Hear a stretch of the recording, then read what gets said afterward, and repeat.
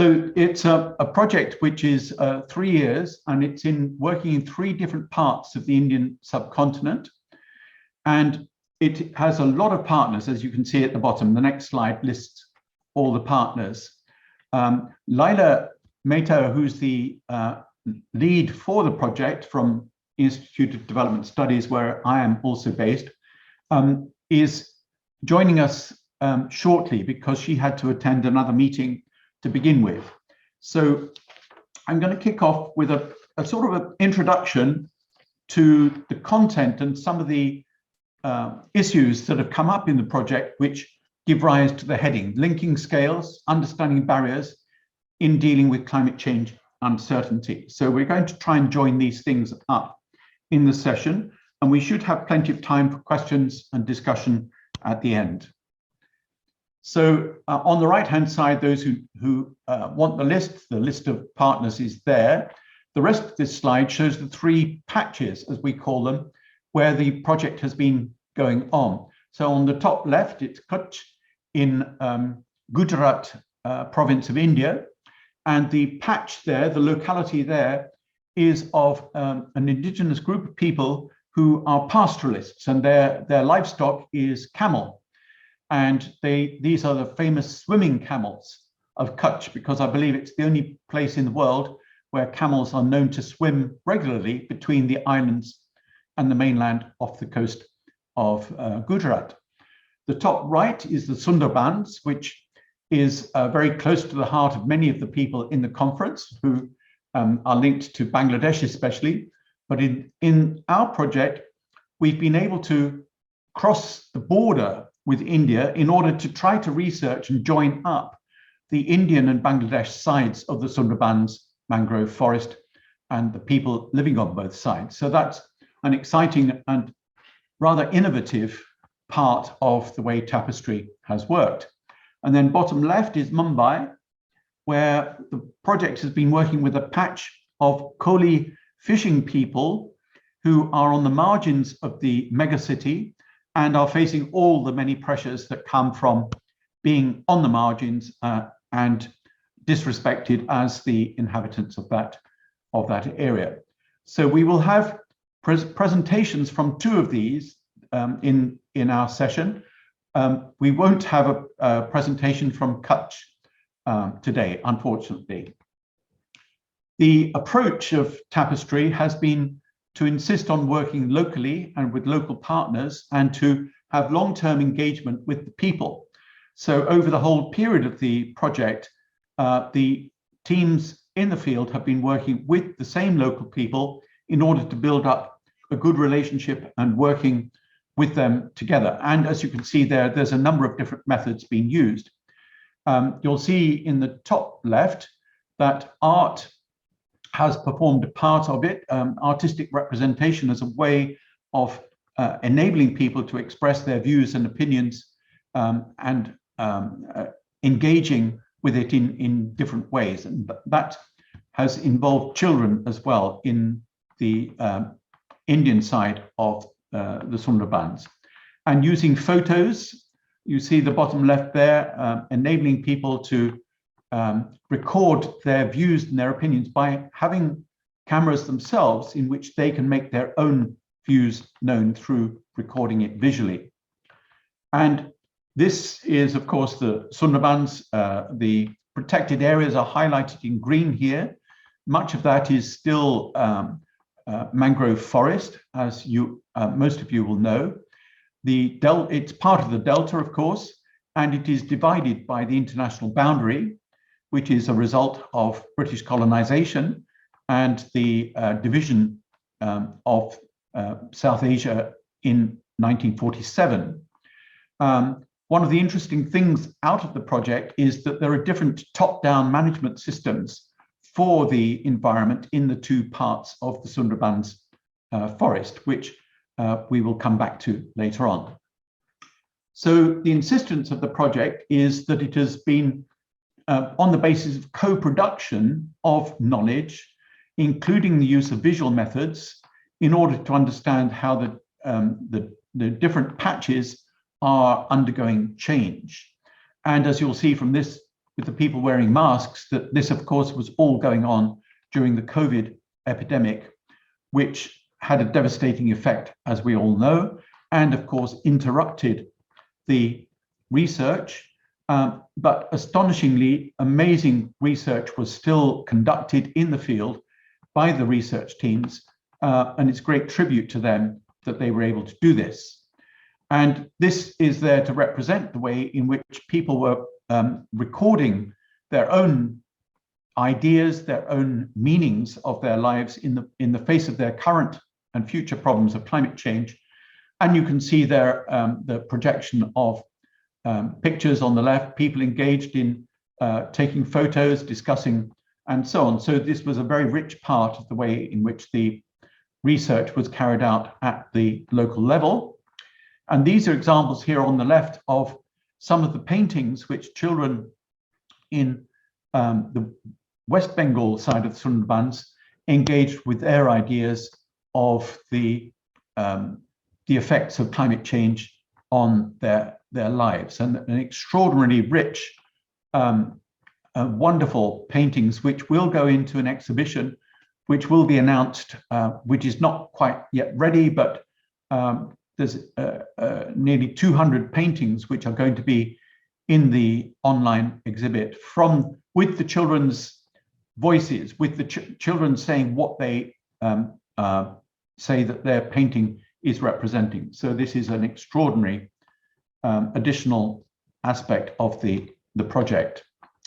So we all talk about uncertainty. We all talk about the problems related to uncertainty, because of course climate change produces uncertainty. By definition, climate change is altering the way in which climate affects people. So the weather is not as certain as it was. Now, the project has insisted on using the word transformation in order to emphasize that something has to be transformed for climate change to be dealt with. And basically, in the project, we've been trying to confront the ways in which transformation is defined and used by different people, different organizations. And we've been trying to do this by referencing what it means to be transformed at the local level. So these three patches, as we call them, in Kutch, Sundarbans, and Mumbai, are all examples of trying to examine the process by which transformation can or cannot take place under the leadership of and conceptualization of the local people. And this is a challenge because very often ideas of change are conceptualized as if they happen from above. And so what the project has been doing is to look at how managerialist control, top-down control of adaptation to climate change may not be conducive to actually achieving the results that people need. So we need to know how attuned are people to the need for change, how do they understand change and the uncertainty that is coming with climate change. So that has been an integral part of the project, with the idea that is it possible, this is actually part of the research, is to see, can anxiety be used as something which is positive for feeding into the energy required for transformation. So there are lots of different definitions of transformation, and we're not going to have a great deal of time to go into them here. A lot of them are very academic, and you can see here that there are very different ideas of what it means. So what the project has tried to do is to see what these different ideas mean at the local level in reality as people face climate change in their countries. And so that has been a key part of it. One idea of the concept of patches is taken from this idea of finding ecological bright spots, which can imagine how human well-being can be improved, how environmental conditions can be improved in ways which are inspired by what can happen when it is looked at bottom up. So it is the idea of engaging with marginalized environments and people to see how we learn from them at the local level as to what might be scaled up. That's the title of this session, is how do we learn to scale up? And in that process, challenging the top-down processes that are the norm in government interventions that relate to climate change and using uncertainty as an opportunity for promoting transformation, so it can be seen as something which is possible. So what has to be done is actually to understand, especially at the local level, the types of power that operate and how they affect the knowledge that is available in each of the localities, and how those relate to root causes of the problems which are being faced by the people in each of those localities. And each of the patches is unique. They may grow, and they may grow to form what we hope will be the tapestry, which is informed by the way in which they can grow through the strength and vision of the people at each local level. So how is the project transformative? That's really the test. And I do stress that we have not been running projects. This is research. So we're trying to find out what might constitute transformation using these local levels in order to do it. So it's also insisted that we have to look at systemic environmental, social, and gender justice and injustice to focus on the root causes of why people are vulnerable. And within this, and I will talk about this later in the session, we have to understand how is climate change related to existing causes of poverty and vulnerability, because they aren't accidental. So how does climate change relate to the existing systems that make people vulnerable and poor?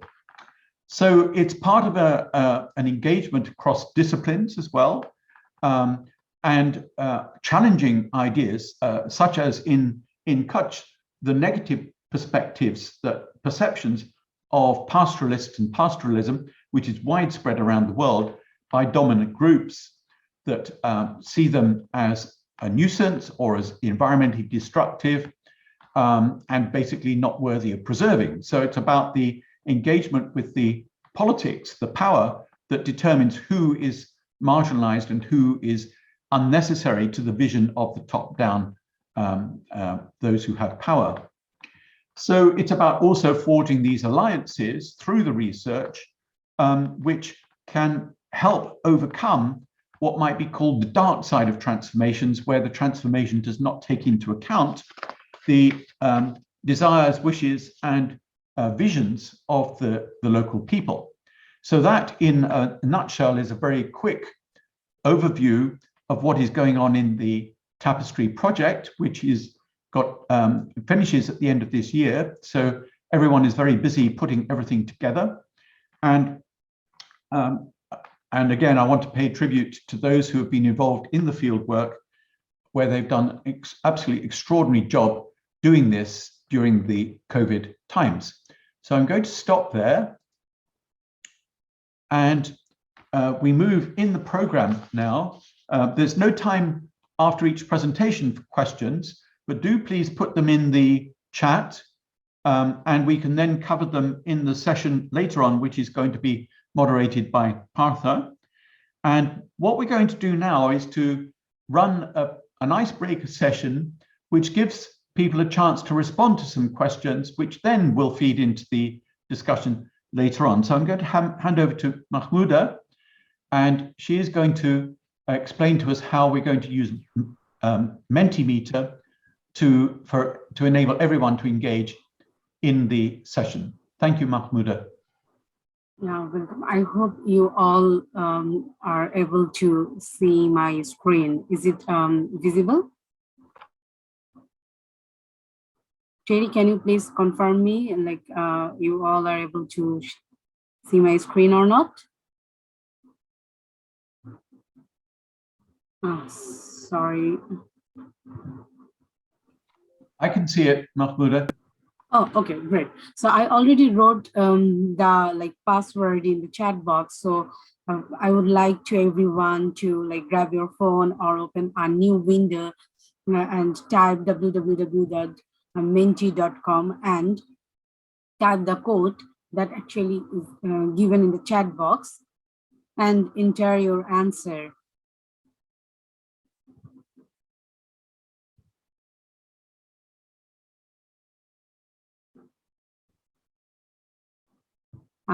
Still waiting for the answer. The code is 94873136. Please type www.menti.com and use the code 94873136. The question is, compared to existing problem of poor and vulnerable people, how significant is the impact of climate change? So we can see like magnifier of like those existing problems makes them worse and so urgently needs to be addressed. Well, so 2 vote for this one. So we have other options like impact of climate change can be reduced without dealing with the current causes of poverty and vulnerability. And the third one is existing causes of poverty and very difficult to deal with. So impacts of climate change must be dealt with separately and urgently.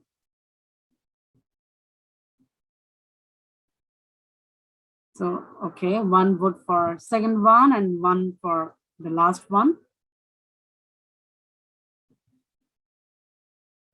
Let's wait for a couple of seconds and then we can move for our next presentation.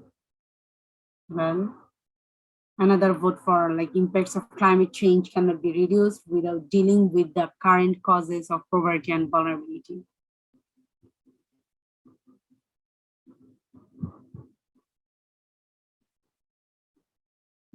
I hope like we all are like trying to give our answer and it's taking like a little bit time due to internet issues. So let's wait for a couple of seconds and then we can move to our next presentation.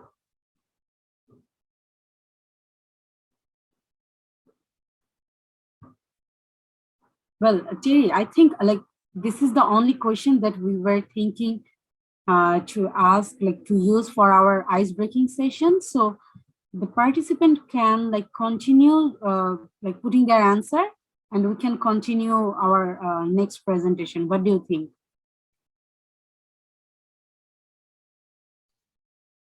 I think that's a very good idea, Mahmouda. So do carry on doing that in Mentimeter if you wish to. And I tried to put the revised program in the chat box, but it didn't succeed. I'll try and do that in a minute. But our next presenter is Mahmouda, who was going to be with Gobeshona, but there's some technical problem for Gobeshona. So Mahmouda is going to present and Gobeshona will join if she can later on. So I can see your screen, Mahmouda, so that's great. Everyone carry on using the Mentimeter, and questions for this presentation can go in the chat box. I'd prefer it if you put questions in the chat box because everyone can see them and then the moderator doesn't have to juggle between that and the Q&A. So I'd like to hand over to you, Mahmouda, for your presentation on the tapestry work in the Sundarbans. Thank you.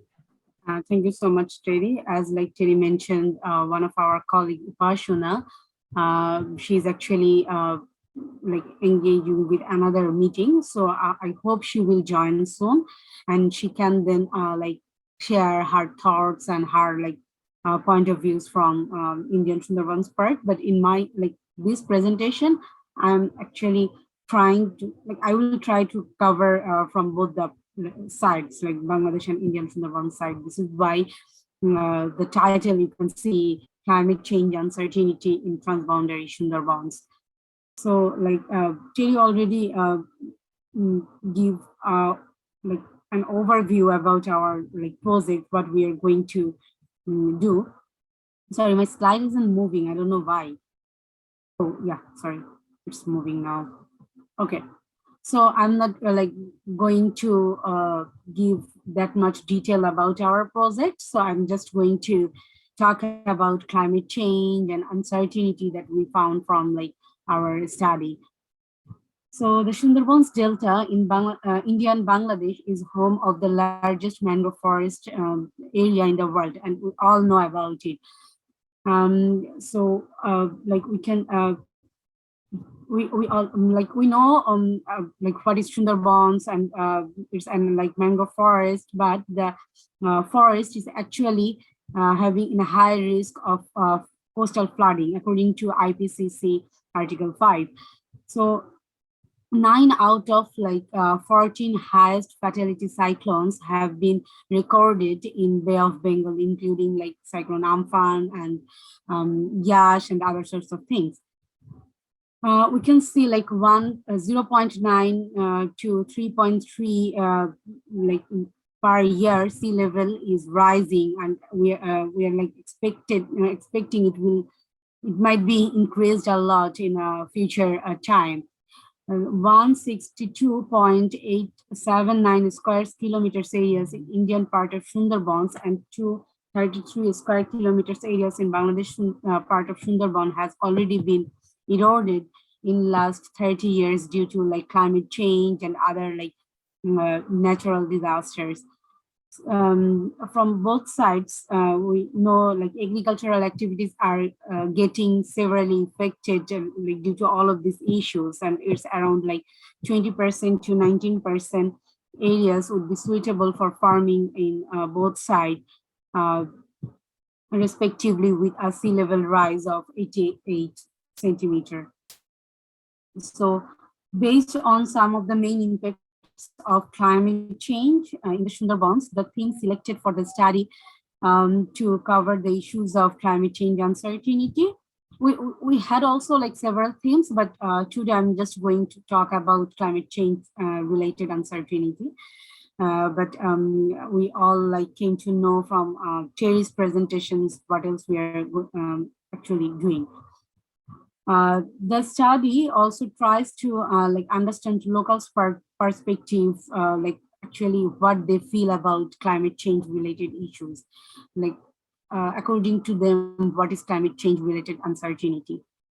From our desk-based research, we found that local people are facing like several climate-related uh, like disaster or like adversity, which is like sea level rise, increasing sea surface temperature, high erosion rate, and unpredictable and erratic rainfall, increasing intensity of climate events like floods and cyclones.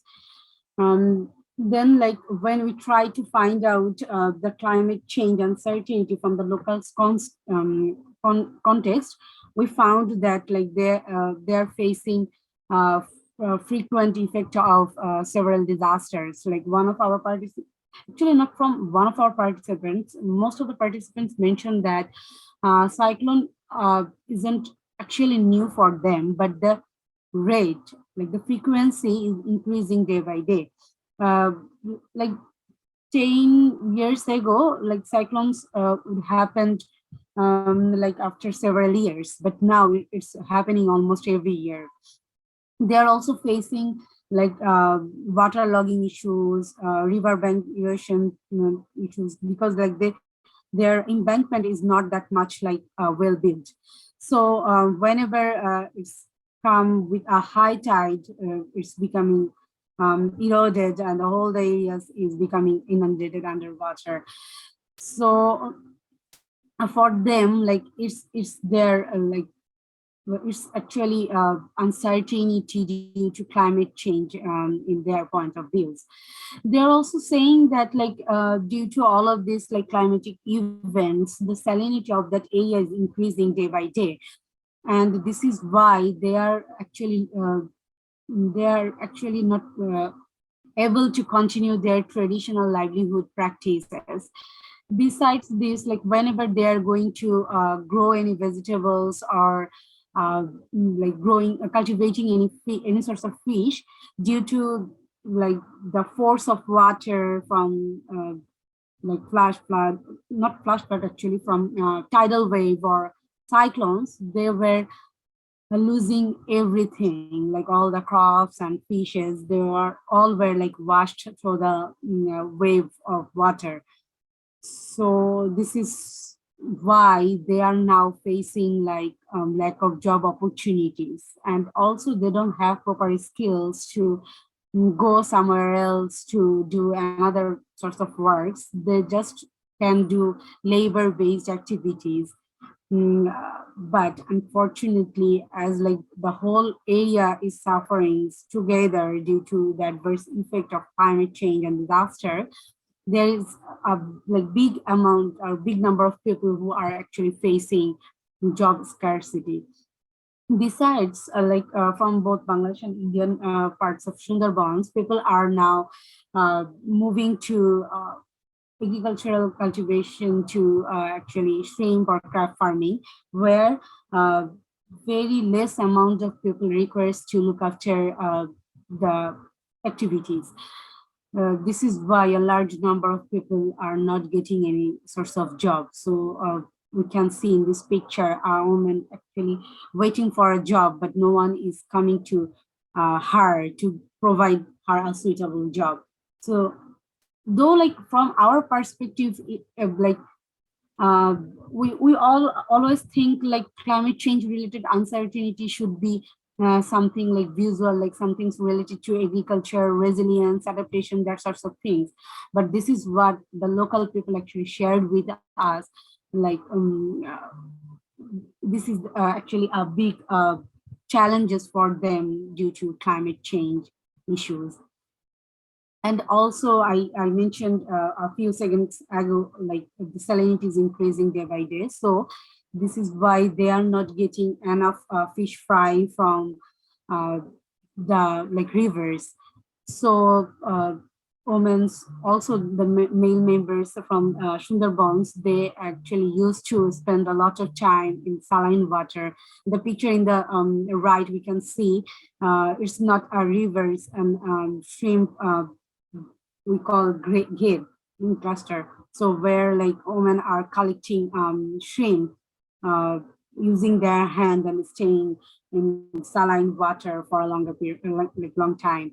So they shared that for collecting fish fry and the like shrimp, baby shrimp, they have to stay around like 6 to 8 hours in this saline water, and this is why like they are facing a lot of health issues, including skin diseases, uterus infections, and other sorts of healthcare problems. And another issues that actually came again and again throughout our research, which is water crisis. So they said like due to salinity, they are actually now unable to get fresh drinking water.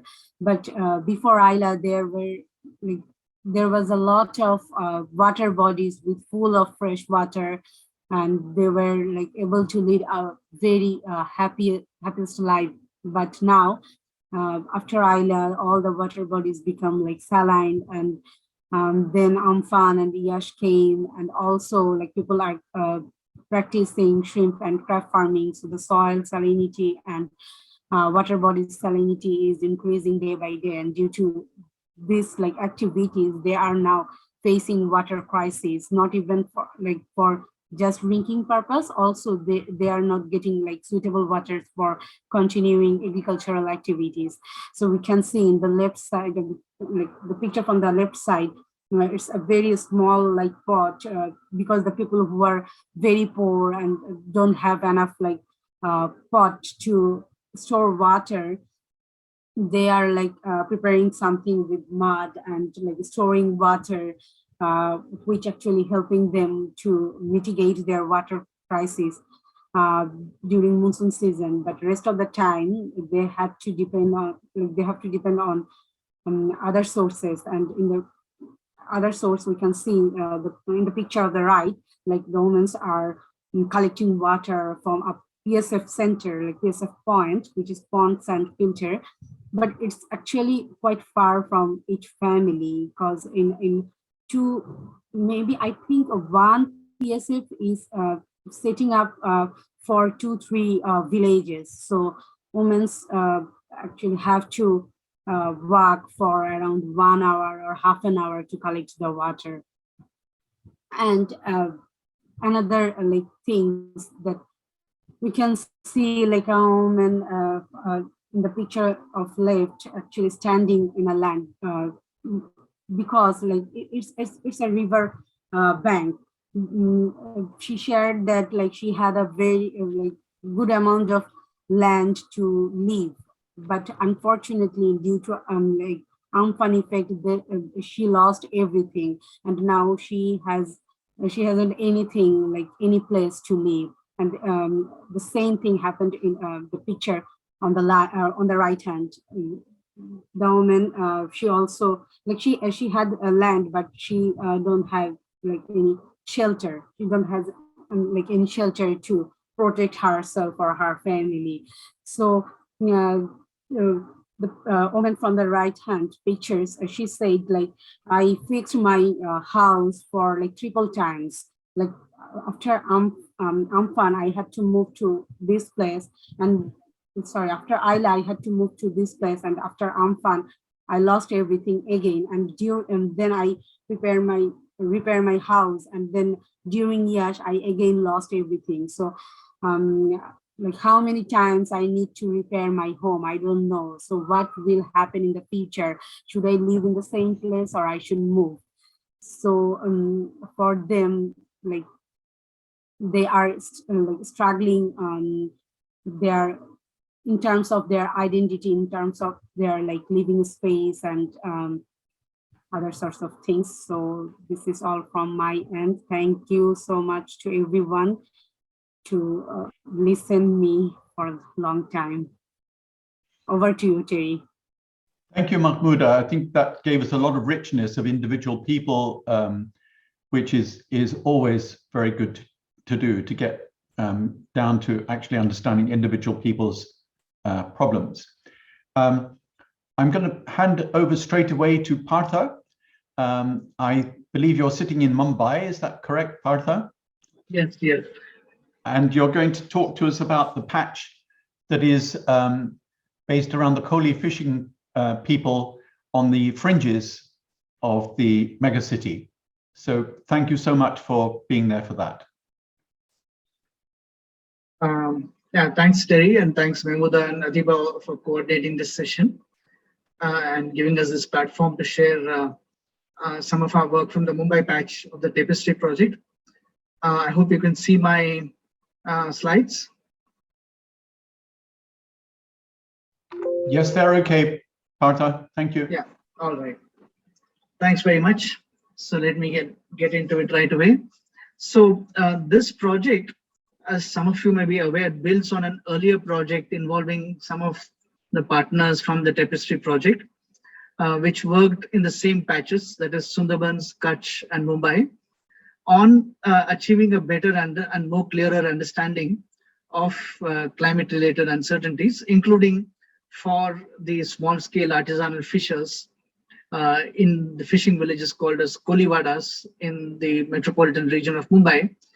And therefore, while we build on that understanding of climate uncertainty and how it affects the livelihoods of the fishers and how they are responding, I will primarily be focusing on issues related to transformation and transformative pathways, because that's the main focus of our project right now. And these issues of scale and barriers are very relevant here, because on the one hand, the city itself is a barrier. The city's development pathways are a barrier to transformation and to dealing with climate-related uncertainty, as the city faces the brunt of climate change, exposure to climate impacts. But the small-scale fishers, the coolies, much more so.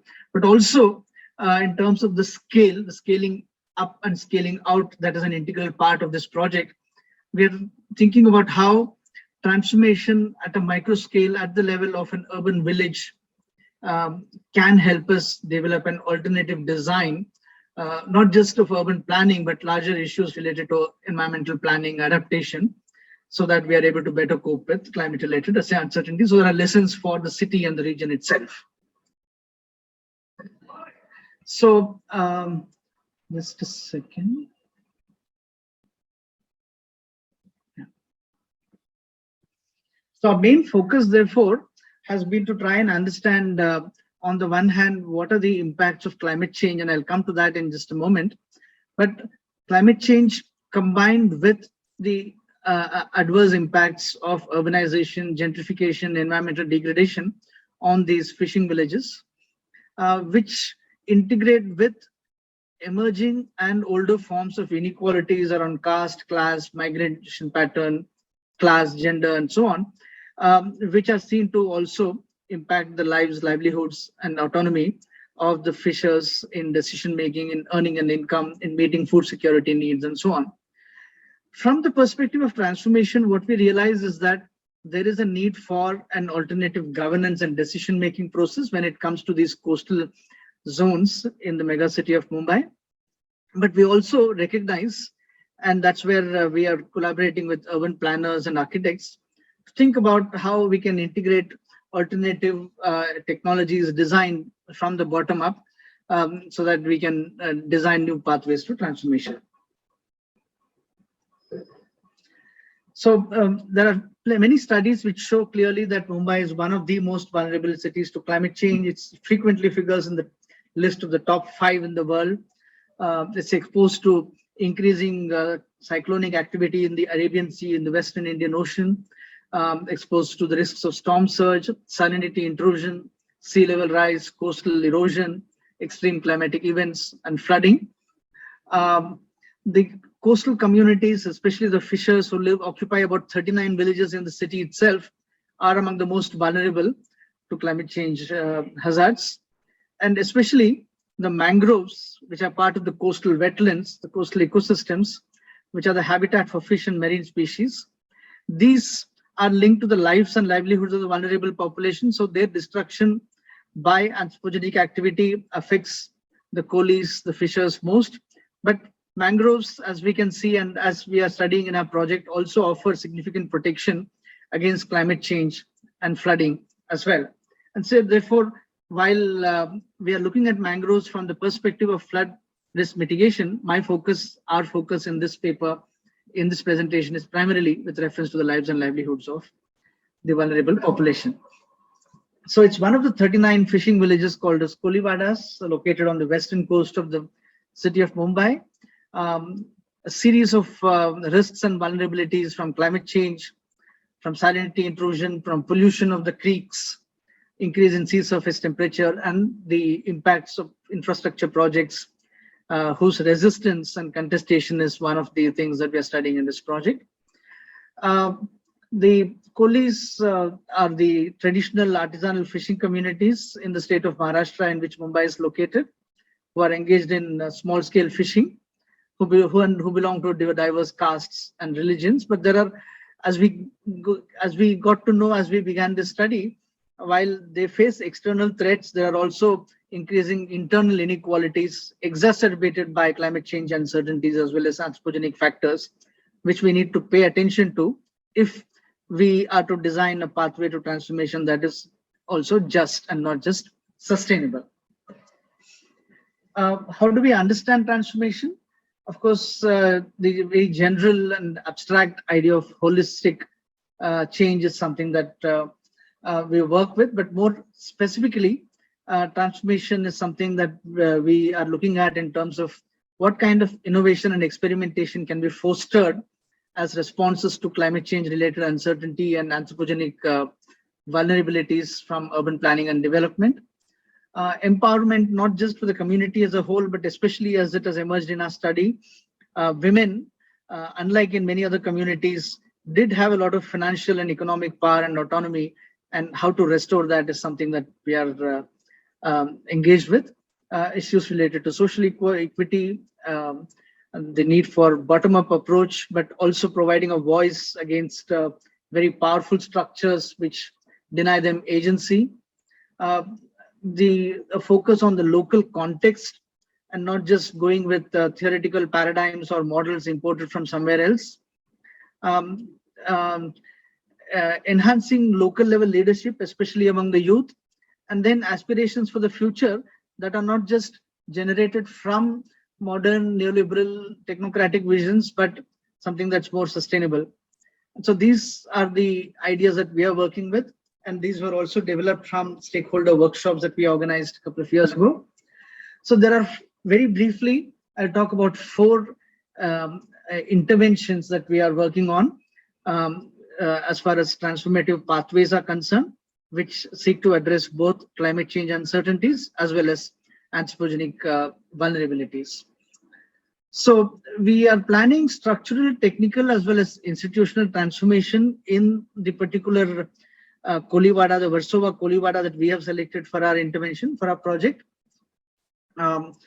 Engaging the community more, revitalizing existing institutions, including customary institutions, forming local communities, and facilitating more networking collaboration between government agencies, experts, and local communities. And then involving the youth, the younger people, especially in scaling up awareness through hands-on workshops, especially in alternative forms of more sustainable urban design and planning, which can offer lessons for the city itself and not just for the Kolivada. So a number of ideation workshops were conducted where there were significant concerns about mangroves, about alternative livelihoods, the cleaning of the creek, which is an important source of livelihood, which has been completely polluted through municipal solid waste mismanagement, and what kind of support do communities require as part of their mobilization to restore their livelihoods. And this is where we explored these ideas about the different initiatives to give voice to people to and to understand their aspirations and what kind of design, alternative designs are effective. So we also participated in the annual seafood festival, where we set up a stall to propose new ideas derived from the stakeholder workshops and got a lot of very interesting feedback, which we are using as part of our design for transformative pathways. The second is the mangroves in Warsaw, which have been destroyed because of urban development, pollution, and other factors. So using social ecologists, we've been mapping the changes to the mangroves, the degradation, and how we can help to regenerate these mangroves by reducing pollution levels, increasing biodiversity. And we're working with the mangrove cell of the government of Maharashtra, which itself is an example of transformation caused by civil society actors, one of whom is partnering with us on this project. Yeah, this is a map of the mangroves that are degraded, and then especially through mismanagement of waste, municipal waste, then trying to see how, working with the mangrove cell and with local communities, we can restore the biodiversity in the mangroves. Yeah, this involves some temporal assessment of mangroves also. Yeah, so a lot of satellite images, GIS map, participatory GIS mapping, and other maps have been used in this work. These threats to mangroves we've identified from multiple factors, but there are also, as you can see, threats from climate change itself, apart from anthropogenic threats from pollution, mining, and other factors. This is across the three patches, but many of these apply to Mumbai as well. And so in terms of transformation, we did an assessment of the different policies of the state, which focus very narrowly on restoring the mangroves without connecting them to livelihoods, to biodiversity, to flood risk mitigation, and so on. And as a result, many of these policies, like the coastal regulation zone, are either not effective or they are violated and frequently amended. So they end up causing more vulnerabilities, which is one of the things that one of our students is studying in this project. And therefore, in trying to address uncertainties and work towards transformation, what we are doing is to see how we can map the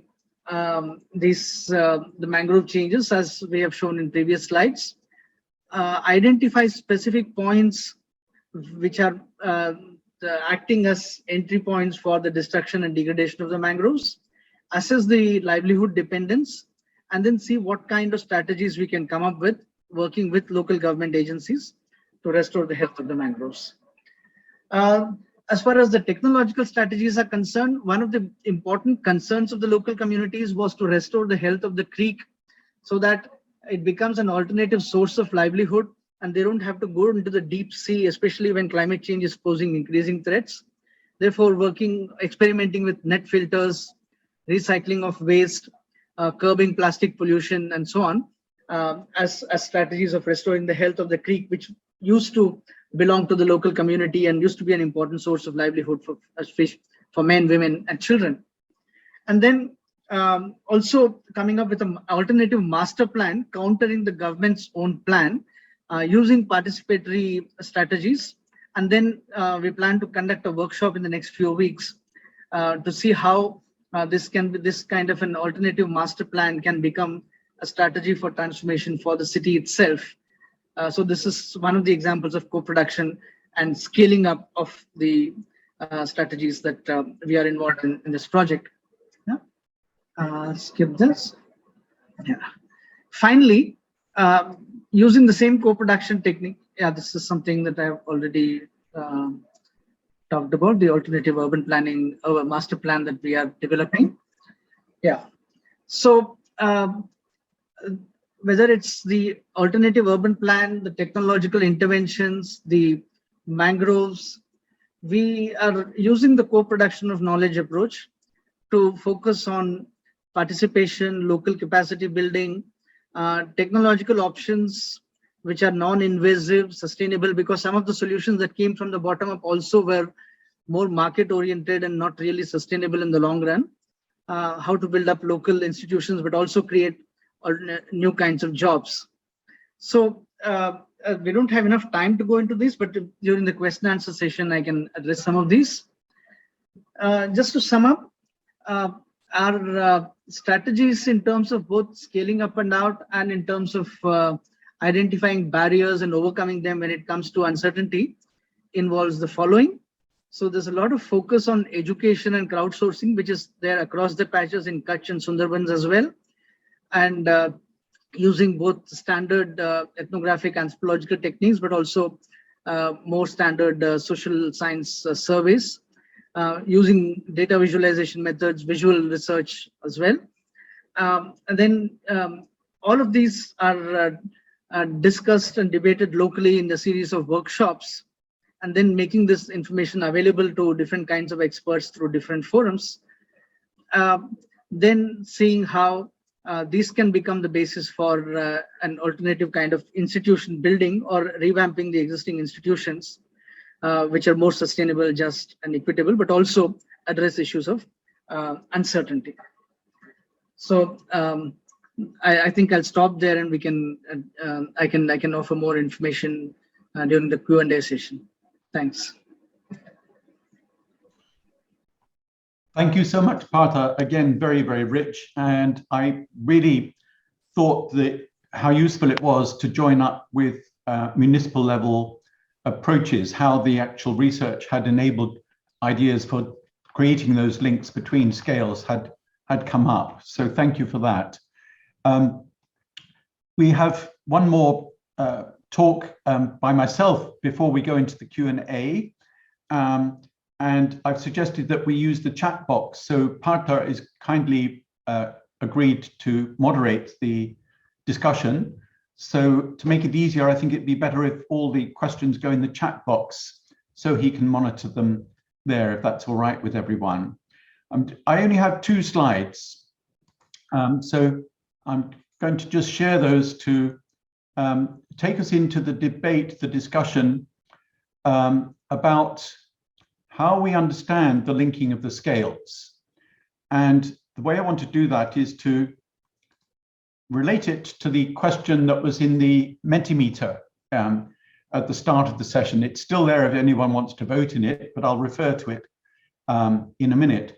So how do we link up the scales, and what are the lessons that have come up from the research that we've been doing about linking the scales? And in particular, being committed to looking at root causes. How do we understand what is going on in the patches in relation to the root causes? So I want to start with a very straightforward, simplistic statement that the world is the way it is because those that have power want it to be this way. And that operates from the global level right down to the patches that we've been talking about. And it is in many different formats. It's around gender, ethnicity, class, in particular, religious divides, and so on. And in other words, if we accept this very simple premise, everything that we try to do is pushing against interest groups or agents that want the world to be how it is. So I'm just kind of setting the scene with that, because I think there's a tendency in NGO work and other work that a problem is solvable because it's done at the local level in participatory way, and that somehow guarantees that it will be enabled to overcome the systems of power that are affecting the local people. And underlying this is the, for me, a basic assumption about root causes, that poverty and vulnerability are not a natural condition. They actually have causes, and they have causes related to the way in which societies operate. And I think that's the framework that we can take out of the problems from Tapestry and other projects I've been involved in over many decades, is how do we push against the system of power that create the system which we are concerned about, because we have ideas of justice, fairness, equity, and we're against oppression and exploitation. And in relation to climate change, I think this is quite difficult, which is why the Tapestry project has been so useful, because the problems of poor and oppressed people have existed for decades, and they're part of the product of intersecting systems of power that create inequality, enable poverty to exist, and enable oppression to exist. So we need to be thinking about these as root causes. And then climate change is often thought of as being an intensifier or a magnifier of those existing problems. And I think that's potentially quite a useful way of thinking about it. But what this then raises, which is where we come to the Mentimeter question, can the problems that come with climate change be solved only by addressing climate change? So it's about whether or not the root causes of why people are already poor and vulnerable need to be addressed alongside with, or even before, there is a hope of dealing with climate change. And one of the worries I have is that climate change can be an obscurer of existing problems. It can camouflage existing problems because there is the danger that the claims are made that the problems people face are caused by climate change, when in fact they've existed for a very long time. They might be made worse by climate change, but without understanding the root causes of what has made people to be poor and vulnerable already without any climate change for decades, then it may be that we are engaging in attempts at solutions that cannot work. And then if we think about transformation in this context as it's a wicked solution. Everyone has probably heard the idea that there are wicked problems, but transformation is a wicked solution in the sense that it's extremely difficult, as we saw earlier in the introduction, to actually define, understand what transformation means. And within this, there are conflicts between what people need on the ground and what organizations do when they make their interventions, whether it's a UN agency, a government, or an NGO, whatever. The interventions that people make, organizations make, happen within the system of power, which has been operating for decades. So they have to find a way of operating within that system of power that pushes against interest groups, institutions, and sometimes individuals who want to perpetuate the system as it is, including climate change. As we see with the results of the COP negotiations, there are serious problems about even reducing carbon emissions.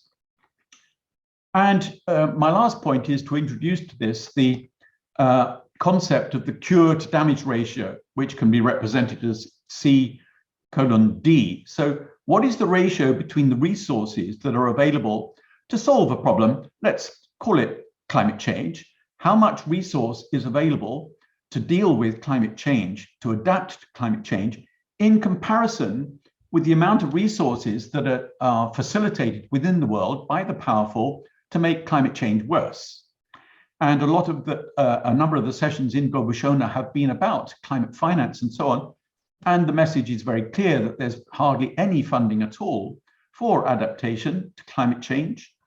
But those who have power carry on with systems which create more and more emissions and fail to make available the funding that might be used for adaptation or loss and damage. So I think this cure to damage ratio is a very useful way of thinking about when we try to do something through a project, we get a limited amount of money to help people to adapt to climate change, but how much money is going on in the world which is causing climate change, and how much greater is that funding than the allocation that is given to adaptation? So to bring this back to the Mentimeter, this was the question. A few of you answered it, for which thank you very much. I'm just reminding you of the question, but the last time I looked at the votes, we had 3 for the middle one, which is, I find, a bit reassuring, so that 3 out of the 6, and it would be good to get other feedback from everyone in the Q&A, 3 out of the 6 think that the impacts of climate change cannot be reduced without dealing with the current causes of poverty and vulnerability. In other words, there has to be a joint effort that looks at the way in which that is dealt with.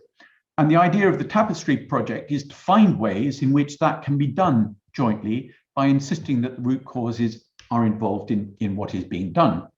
So I'm going to stop sharing there. And we now hand over for the discussion and questions and answers. And then at the end, Lila, who's managed to join us now from her previous meeting, is going to do the closing remarks. So we have about at least 20 minutes for questions and discussion. So over to Partha to moderate it. So if you have questions, do please put them in the chat box. Mahmouda, are we able to allow people to speak, to ask their questions as well? Is that allowed? Let me ask the Zoom team, can they do that or not? So Halima, can you do that, please? Yeah, sure. Okay, great. Okay, so it seems that if you want to speak, you could raise your hand and the system will let you speak as well. Partha, I'll help you to look out for questions and raised hands, all right? Yeah, I do that. Thank you so much, Terry. Yeah, and many thanks to the audience for patiently listening to all the presentations. Just for perhaps I can start by asking each of you to at least initially frame your questions around the issue that Mahmouda raised in the Mentimeter exercise, and that Terry expanded on in his presentation just now, that while climate change and climate variability have been significant concern for the marginalized, resource-dependent communities in South Asia for a long time, there are other factors that are creating further vulnerabilities and exposing these groups to new kinds of risks and uncertainties. So any strategy, any response, whether we call it adaptation or transformation, coping, these need to comprehend this linked nature of the risks and vulnerabilities that these communities are exposed to, both from climate change and from other anthropogenic factors, especially resulting from particular kinds of development pathways and unsustainable paradigms. Therefore, the relationship between these are not very, they're very complex and not easy to understand, but that complexity also means that both our own research methods and paradigms, as well as the kind of adaptation pathways or pathways to transformation that we suggest, have to capture and engage with this complexity. Otherwise, as the title of this session shows, we will keep either missing the barriers to understanding and responding to climate uncertainty, or we may in fact end up creating more barriers. So perhaps if you can respond to this primary issue that has been raised in this session, that will be great. But you're of course also welcome to ask specific questions relating to any of the presentations. So I'll go through the chat, and if there are any questions, maybe I'll read them out and ask at the one of moment you to there's respond. not. At the moment, Yeah. there's not Partha. Yeah. So right. please do Raise come your in with hands. your questions or comments. Thank you. Yeah, please do. Yeah, and we also welcome, of course, comments. And if you're able to speak, please do raise your hand, and I can identify you.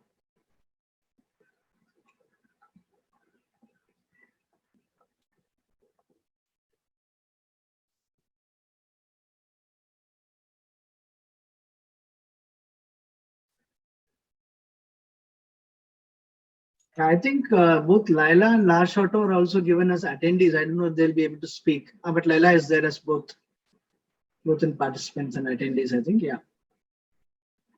All right. Okay, I can see one hand up. Who's this? It was Laila, I think. Laila. Yeah, sorry, I'm not able to figure it out well. Laila?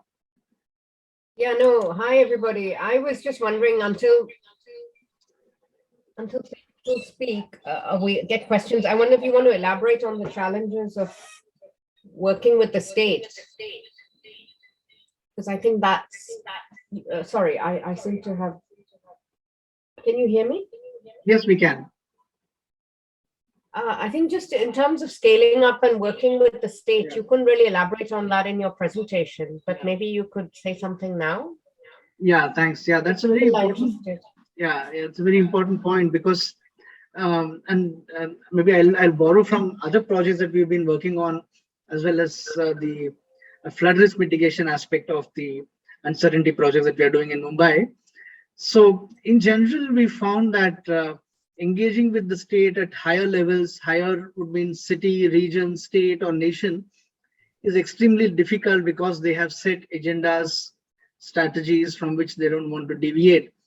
On the other hand, and this is where I think a bottom-up approach is very important, because if we start from below, at the level of a village, municipal ward, or an informal settlement, we find that for various reasons, including the fact that many of these local street level bureaucrats live there, they're much more aware of the situations, they probably have more empathy as well.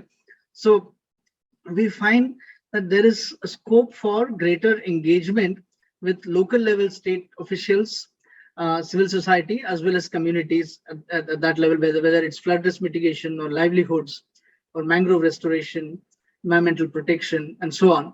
So I think from the scaling up perspective, it makes sense to start from below and work our way up. And this also works because it's possible and it's easier for us to identify very context-specific factors that can be addressed. And also it helps us to address local differences, diversities, inequalities, because without these, again, these whatever we suggest, our recommendations or strategies may end up failing. So I think thinking about the state itself as one of the biggest barriers, the way to proceed is to start from below. But can you spell out exactly which actors, because we tried with the mangrove cell and that didn't work. Yeah. Because they moved on. So can you give a little more examples? I think that would be interesting. Yes. Yeah. So the while the mangrove cell, it's true that at the level of the city and the state, where there's a mangrove cell which is supposed to help restore the health of the mangroves throughout the state, and this came about as a result of a public interest litigation to use to protect mangroves as a flood risk mitigation strategy in coastal areas. However, when we look at what is happening in Versova itself, the fishing village where we are studying, we find that there are specific interventions, including biofences, restoring intertidal flows, where the mangrove cell has paid attention to local demands for restoring coastal ecosystem health. So I think and then that's where I think it can make a difference. But also another example, if we can use, which is the Dahisar flood-prone area, so north of where we are currently working, which is another field site of ours. So there is a co-production of knowledge as well as formation of hybrid alliances in flood risk mitigation, where the ward level municipal officials are actively working to identify what are the factors which lead to flooding, including violations of urban planning laws, building laws, and so on, and then working with local communities to plug these leaks and gaps as so that communities are not affected by floods. So these are two examples perhaps that I can give.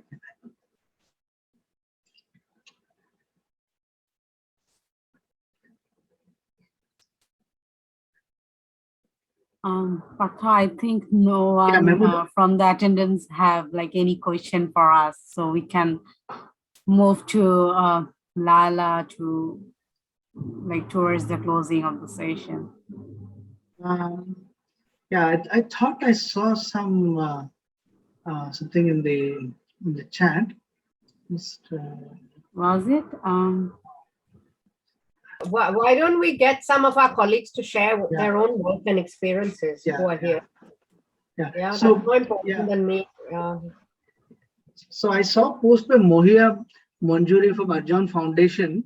So if some of you I know are also working on similar areas, and we'll be very happy if you can also share your own work, which either critiques our approach or helps us to build on what we are doing. So this is Mohia from the Arjun Foundation who has posted in chat. Would you like to share something? I think he might have left. That the name's not in the attendees at the moment. Oh yes, yeah. So any of our colleagues who are there? We have Shardar Shofikul Alam from ICCCAD, and like he's working for climate resilience migrant friendly cities in Mongla, which is another like Sundarbans region. So we can ask him to share like his point of views, like how we can consider some points in our research. So Shardar sir, would you like to share something with us?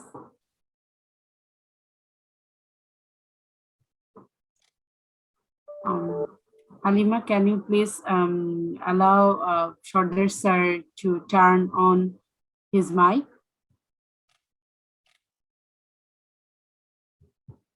Yes, I can try, but he didn't accept actually. Miss Mahmouda, you are co-host, so if you can, then you can try to do one in panelist. I was trying to do that, but unfortunately, I'm unable to do. I don't know why. If any of you are unable to speak, please feel free to type in chat. Perhaps one question I can pose to Sundarbans team, Mahmouda, who presented on behalf of Sundarbans. So the same question that Laila was asking about the state.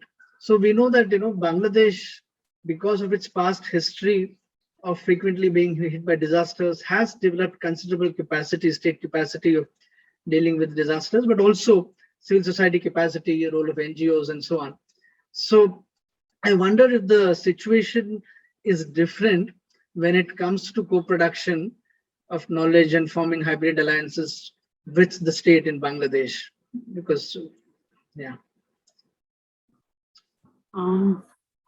I don't think the situation is different from Indian side, but it's pretty similar. Like our geographical location is pretty like similar. So all the like consequences related to climate change is also similar. In terms of co-production, a lot of organization is working for like sharing or like exchanging knowledge into the local level. So but however, still now co-production is pretty like very much difficult to understand what is it. Like there was like some internet problems in my end. Sorry, I'm extremely apologize for it. So like in terms of co-production like that I was sharing, like in this like in terms of co-production terms, still now like we have some sorts of like like lack of knowledge about it, like how we can scaling up through like into our like local levels participants. But a good news is like a lot of organizations, development entities, and like research institutions are working for that. Yeah. So is it what you were asking from me, or you were like asking something like very specific?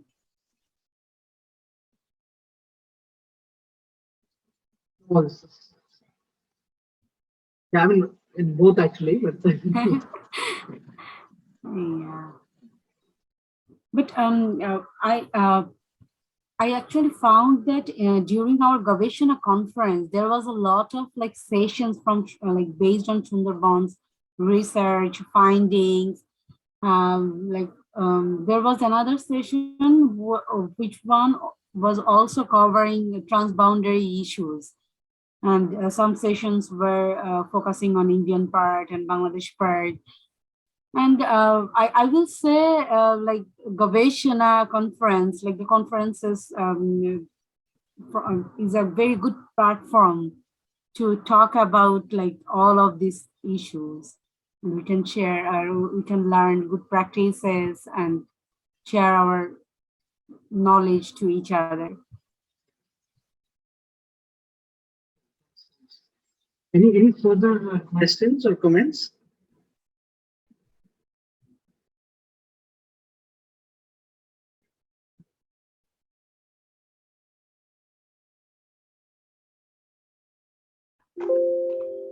Partha, apart from Sabir Islam in the attendances, we have only two others. One is Lars in the attendance, and Sada, who, Sada, you're still very welcome to speak if you would like. It's lovely to see you here.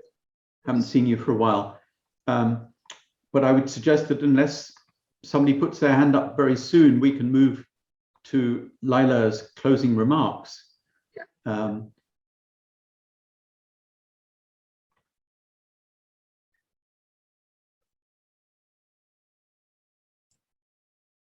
Right. Yeah.